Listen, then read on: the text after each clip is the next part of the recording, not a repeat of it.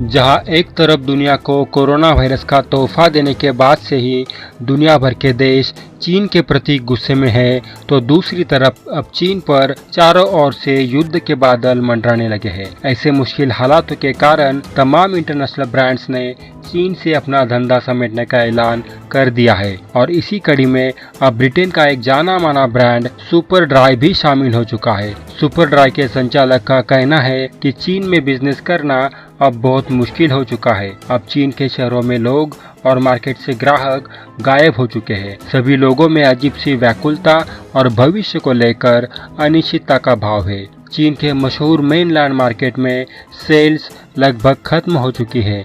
ऐसे में यहाँ के स्टोर्स को बंद करना मजबूरी बन गई है।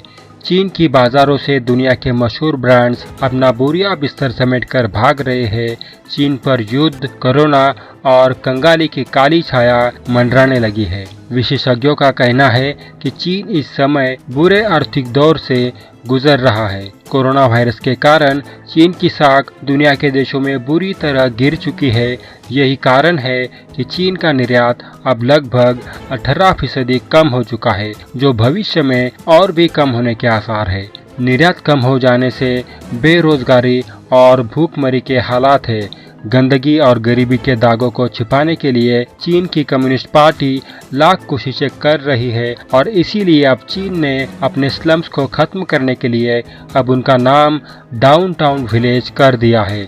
लेकिन अब चीन चाहे कितनी ही कोशिश कर ले, चीन का चेहरा अब दुनिया के सामने उजागर हो चुका है।